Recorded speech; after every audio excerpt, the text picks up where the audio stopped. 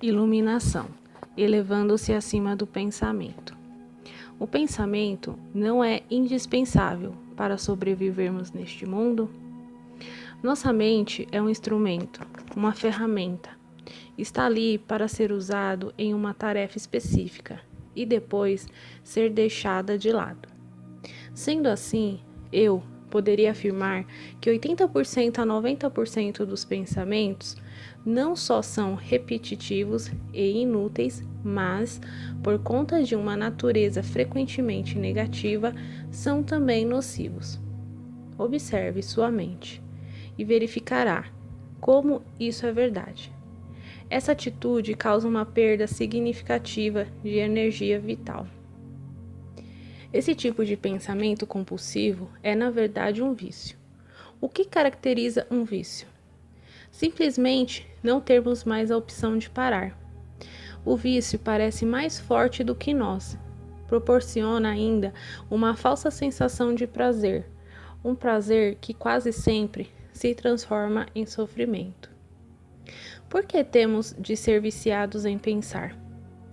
Porque estamos identificados com esse processo, já que a percepção do eu interior tem origem no conteúdo e na atividade de nossas mentes. Acreditamos que deixaríamos de existir se parássemos de pensar. No processo de crescimento, construímos uma imagem mental de nós mesmos, baseada em nosso condicionamento pessoal e cultural. Podemos chamar isso o fantasma pessoal do ego. Consiste em uma atividade mental e só pode ser mantido através do pensar constante. A palavra ego tem sentidos diferentes para pessoas diferentes, mas aqui significa um falso eu interior, criado por uma identificação inconsciente com a mente. Para o ego, o momento presente dificilmente existe. Só o passado e o futuro são considerados importantes. Essa total inversão da verdade explica por que, para o ego, a mente não é totalmente funcional. O ego está sempre preocupado em manter vivo o passado, porque pensa que sem ele não seríamos ninguém, e se projeta no futuro para assegurar a continuação de sua sobrevivência e buscar algum tipo de escape ou satisfação lá adiante. Ele diz assim: um dia, quando isso ou aquilo acontecer, vou ficar bem, feliz, em paz. Mesmo quando o ego parece estar preocupado com o presente, não é o presente que ele vê, porque constrói uma imagem completamente distorcida a partir do passado. Ou então, reduz o presente a um meio para obter o fim desejado. Um fim que consiste em um futuro projetado pela mente. Observe sua mente e verá que é assim que ela funciona. O momento presente tem a chave para a libertação, mas você não conseguirá percebê-lo enquanto você for a sua mente. Não quero perder a minha capacidade de analisar e criticar. Não me importo em aprender a pensar de forma mais clara, com um sentido mais direcionado, mas não quero perder esse dom, que considero o bem mais precioso que temos. Sem ele, seríamos apenas mais uma espécie animal. O predomínio da mente é apenas um estágio na evolução da consciência. Precisamos urgentemente passar ao próximo estágio, senão seremos destruídos pela mente, que se transformou em um monstro. Falarei sobre isso em detalhes mais adiante. Pensamento e consciência não são sinônimos. O pensamento é um pequeno aspecto da consciência. O pensamento não consegue existir sem a consciência, mas a consciência não necessita do pensamento. A iluminação significa chegar a um nível acima do pensamento e não ficar abaixo dele, no nível de um animal ou de uma planta. No estado iluminado, continuamos a usar nossas mentes quando necessário, mas de um modo mais focalizado e eficiente. Assim, utilizando nossas mentes com objetivos práticos, não ouvimos mais o diálogo interno, involuntário, e sentimos uma enorme serenidade interior. Quando usamos de fato nossas mentes, e em especial quando necessitamos de uma solução criativa, há uma oscilação de segundos entre o pensamento e a serenidade, entre a mente ativa e a mente vazia. O estado de mente vazia é a consciência sem o pensar. Só assim é possível pensar criativamente, porque somente desse modo o pensamento tem alguma força real. O estado de mente vazia é a consciência sem o pensamento. Só assim é possível pensar criativamente, porque somente desse modo o pensamento tem alguma força real. O pensamento sozinho, quando não mais conectado com a área da consciência, que é muito mais ampla, rapidamente se torna árido, doentio e destrutivo. A mente é, em essencial, uma máquina de sobrevivência.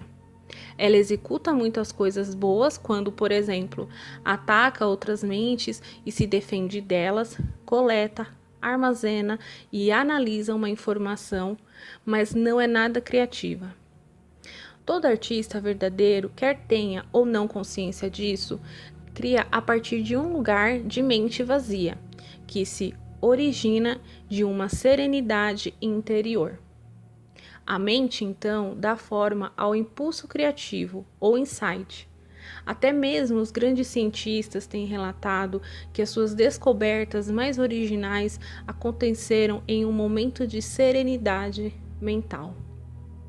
Uma pesquisa nacional realizada com alguns dos matemáticos mais preeminentes que já atuaram nos Estados Unidos, incluindo Einstein, para estudar seus métodos de trabalho, mostrou que o pensamento é apenas uma parte secundária da fase breve e decisiva do ato criativo em si. Logo, eu poderia dizer que a maioria dos cientistas não é criativa, não porque não sabe pensar, mas sim porque não sabe como parar de pensar. Não foi a mente nem o pensamento que criou o milagre da vida ou nossos corpos. É claro que existe uma inteligência de uma dimensão muito maior do que a da mente, trabalhando para manter tudo isso funcionando.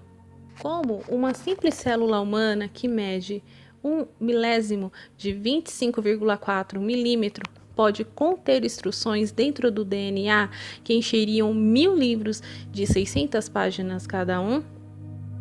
Quanto mais aprendemos sobre o funcionamento do corpo, mais percebemos como é vasta a inteligência que age dentro dele e como sabemos pouco a esse respeito. Quando a mente se relaciona com o corpo, transforma-se na mais maravilhosa das ferramentas. Serve então alguma coisa maior do que ela mesma. Emoção, a reação do corpo à mente. E quanto às emoções? Elas me dominam muito mais do que a minha mente? A mente, no sentido em que emprego o termo, não é apenas pensamento. Ela inclui nossas emoções, assim como todos os padrões de reações mentais e emocionais inconscientes. A emoção nasce no lugar onde a mente e o corpo se encontram. É a reação do corpo à nossa mente, ou, podemos dizer, um reflexo da mente no corpo. Por exemplo, um pensamento agressivo ou hostil vai acumulando, aos poucos, uma energia no corpo, a raiva. O corpo está se preparando para lutar. Já a ideia de que nós encontramos sobre uma ameaça física ou psicológica faz com que o corpo se contraia, o que é a manifestação física daquilo que chamamos medo. As pesquisas têm demonstrado que as emoções fortes causam até mesmo mudanças na bioquímica do corpo. Essas mudanças bioquímicas representam o aspecto físico ou material da emoção. Em geral, não temos consciência de todos os nossos padrões de pensamentos. Só é possível trazê-los à consciência quando observamos nossas emoções. Quanto mais identificados estivermos com o nosso pensamento, com as coisas que nos agradam ou não, com nossos julgamentos e interpretações, ou seja, quanto menos presentes estivermos como consciência observadora, mais forte será a carga de energia emocional. Tenhamos ou não consciência disso. Se você não consegue sentir as suas emoções, se as mantém à distância, terminará por senti-las em um nível puramente físico, como um sintoma ou um problema físico. Muito se tem escrito a respeito disso nos últimos anos, portanto, não precisamos nos aprofundar no assunto. É possível que um forte padrão emocional inconsciente venha a se manifestar como um acontecimento externo, algo que parece acontecer só com você. Por exemplo, tem observado que as pessoas que guardam muita raiva dentro de si, mesmo sem ter consciência e sem falar sobre o assunto, são mais propensas a ser atacadas verbalmente, ou até mesmo fisicamente por outras pessoas cheias de raiva. Com frequência, sem qualquer motivo aparente. A razão é que elas desprendem uma raiva tão forte que acaba sendo captada de forma subconsciente por outras pessoas. E isso aciona a raiva latente que essas trazem dentro de si. Se você tem dificuldade de sentir suas emoções, comece concentrando a atenção na área de energia interior do seu corpo. Sinta o seu corpo lá no fundo. Essa prática colocará você em contato com as suas emoções. Aprofundarei o assunto mais adiante. Você diz que a emoção é o reflexo da mente no corpo, mas às vezes ocorre um conflito entre os dois quando a mente diz não e a emoção diz sim, ou vice-versa. Se quisermos conhecer mesmo a nossa mente, o corpo sempre nos dará um reflexo confiável. Portanto, observe a sua emoção, ou melhor, sinta em seu corpo. Se houver um aparente conflito entre os dois, a verdade estará na emoção e não no pensamento. Não há verdade definitiva sobre quem você é, mas a verdade relativa ao estado da sua mente naquele momento. É bastante comum ocorrerem conflitos entre os pensamentos superficiais e os processos mentais inconscientes. Mesmo que você ainda não seja capaz de trazer a sua atividade mental inconsciente para um estado de consciência sobre a forma de pensamento, ela estará sempre refletida no seu corpo, como uma emoção, e isso você pode passar a perceber. Observar uma emoção por esse ângulo é basicamente o mesmo que ouvir ou observar um pensamento, como descrevi anteriormente. A única diferença é que o pensamento está na sua cabeça, enquanto a emoção, por conter um forte componente físico, se manifesta em primeiro lugar no corpo. Você pode permitir que a emoção esteja ali, sem deixar que ela assuma o controle. Você não é mais a emoção, você é o observador, a presença que observa. Ao praticar isso, tudo o que está inconsciente será trazido à luz da sua consciência. Então, observar nossas emoções é tão importante quanto observar nossos pensamentos? Sim. Habitua-se a perguntar o que está acontecendo com você neste exato momento. Esta questão lhe indicará a direção certa, mas não analise, apenas observe. Concentre sua atenção dentro de você. Sinta a energia da emoção. Se não há emoção presente, concentre sua atenção mais fundo no campo da energia interna do seu corpo. Essa é a porta de entrada para o ser. Uma emoção, em geral, representa um padrão de pensamento amplificado e energizado. Por conta da carga energética, quase sempre excessiva que ela contém, não é fácil, a princípio, termos condições para observá-la. A emoção quer assumir o controle e quase sempre consegue, a menos que você esteja presente e alerta. Se você for empurrado para uma identificação inconsciente com a emoção, ela se tornará temporariamente você. É comum se estabelecer um círculo vicioso entre o pensamento e a emoção, porque um alimenta o outro. O padrão do pensamento cria um reflexo amplificado de si mesmo na forma de uma emoção, fazendo com que a frequência vibratória desta permaneça alimentando o padrão de pensamento original. Ao lidar mentalmente com a situação, acontecimento ou pessoa que é identificada como causadora da emoção, o pensamento fornece energia para a emoção, a qual, por sua vez, energiza o padrão de pensamento, e assim por diante. Basicamente, todas as emoções são modificações de uma emoção primitiva, não diferenciada, cuja origem é a perda da percepção de quem somos por trás do nome e da forma. É difícil encontrar um nome que descreva essa emoção primitiva. A palavra medo é muito próxima, mas, além do sentido de ameaça permanente, ela pode ser entendida como um profundo sentimento de abandono e incompletude. Por isso, talvez seja melhor usar uma palavra que não se confunda tanto com aquela emoção básica e chamar isso simplesmente de sofrimento. Uma das principais tarefas da mente, uma das razões da sua atividade interessante, é a de combater ou eliminar o sofrimento emocional, embora ela invariavelmente só consiga encobri-lo por um tempo. De fato, quanto mais a mente tenta se livrar do sofrimento, mais ele aumenta.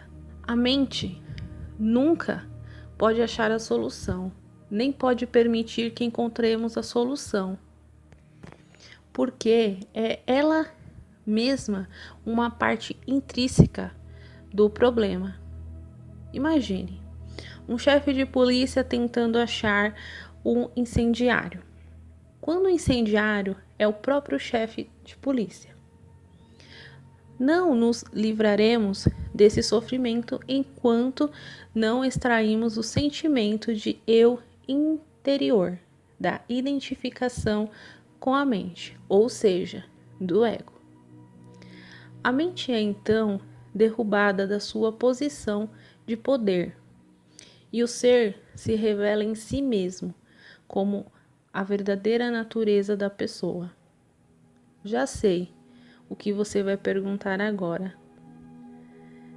Eu ia perguntar: o que acontece com as emoções positivas, com o amor e a alegria? Elas são inseparáveis do estado natural de conexão interior com o ser. Sempre que houver um espaço no fluxo dos pensamentos, podem ocorrer lampejos de amor e alegria, ou breves instantes de uma paz profunda. Para a maioria das pessoas, tais espaços raramente acontecem, e mesmo assim, por acaso, nas condições em que a mente fica sem palavras, instigada por uma beleza estonteante, uma exaustão física extrema, ou mesmo um grande perigo. De repente, se instala uma serenidade interior, e dentro desta serenidade existe uma alegria sutil, mas intensa, existe amor, existe paz. Normalmente, tais momentos têm vida curta, pois a mente logo resume essa atividade barulhenta a que chamamos pensar. O amor, a alegria e a paz não conseguem florescer, a menos que tenhamos nos livrado do domínio da mente. Mas eu não os chamaria de emoções. Eles estão por baixo das emoções, em um nível mais profundo. Portanto, precisamos nos tornar plenamente conscientes de nossas emoções e ser capazes de senti-las, antes de ser capazes de sentir aquilo que está além delas. A palavra emoção significa literalmente desordem.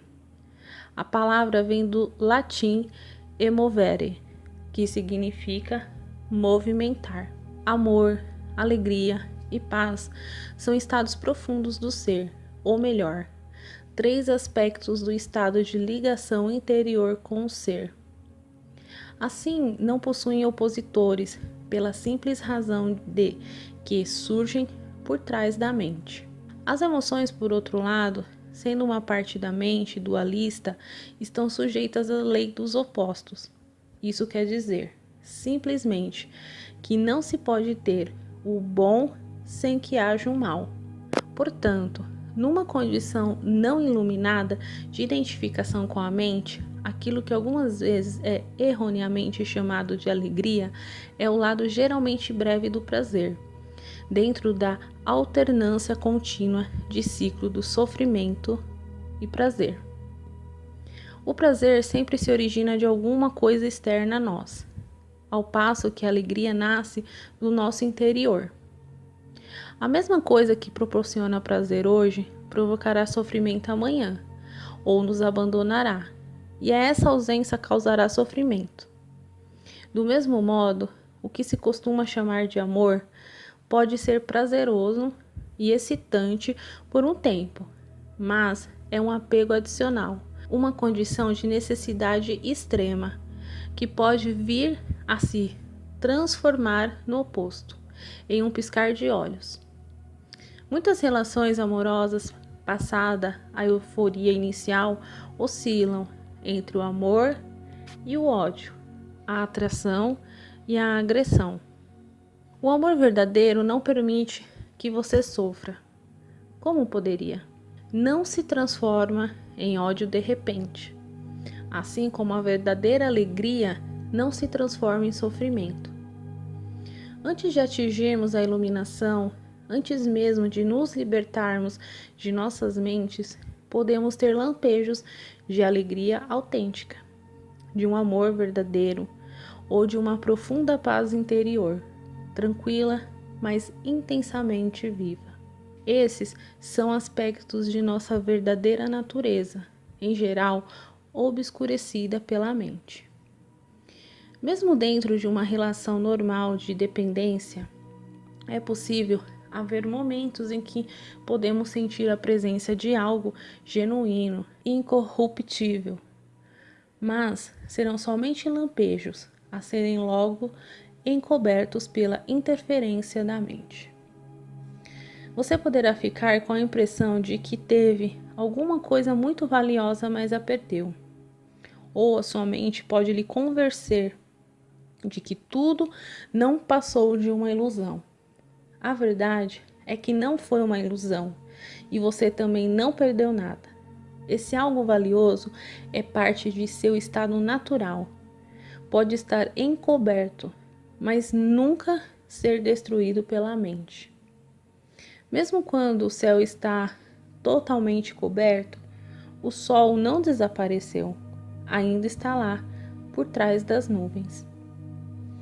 Buda diz que a dor ou o sofrimento surge através de desejos ou anseios, e que para se libertar da dor é preciso romper as amarras do desejo.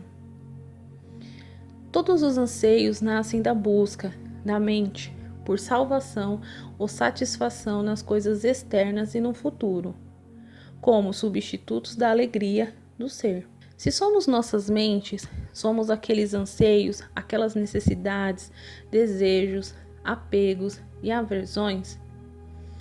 Fora deles, não existe o eu, exceto como uma mera possibilidade, um potencial não preenchido, uma semente que ainda não germinou. Nessa condição, até mesmo o desejo de nos tornarmos livres ou iluminados não passa de mais um desejo a ser realizado ou concluído no futuro. Portanto, não busque se libertar do desejo ou adquirir a iluminação. Torne-se presente, esteja lá, como um observador da mente, em um lugar de citar Buda, seja o iluminado, que é o que a palavra Buda significa. Os seres humanos têm vivido enredados pelo sofrimento por séculos, desde que decaíram do estado de graça. Penetraram no domínio do tempo e da mente e perderam a percepção do ser. Nesse momento, começaram a perceber como fragmentos sem sentimento em um universo estranho, sem conexão com a fonte e com o seu semelhante. Enquanto estivermos identificados com as nossas mentes, ou seja, enquanto estivermos inconscientes espiritualmente, o sofrimento será inevitável. Refiro-me aqui ao sofrimento emocional, que é também a causa principal do sofrimento físico e da doença. O ressentimento, o ódio, a autopiedade, a culpa, a raiva, a depressão, o ciúme e até mesmo uma leve irritação são formas de sofrimento. E qualquer prazer ou forte emoção contém em si a semente do sofrimento. É o inesperado oposto que se manifestará com o tempo. Quem já tomou bebidas alcoólicas ou drogas para ficar alto, sabe que o alto se transforma em baixo, que o prazer se torna uma forma de sofrimento. A maioria das pessoas também sabe, por experiência própria, como uma relação íntima pode se transformar de modo fácil e rápido de fonte de prazer em fonte de sofrimento. Vistas de uma perspectiva mais ampla, tanto a polaridade negativa quanto a positiva são lados de uma mesma moeda. São partes de um sofrimento que está oculto, inseparável do estado de consciência identificado com a mente. Existem 2 níveis de sofrimento: o que você cria agora e o que tem origem no passado, que ainda vive em sua mente e no seu corpo. Deixar de criar sofrimento no presente e dissolver o sofrimento do passado. É sobre isso que desejo falar com você agora.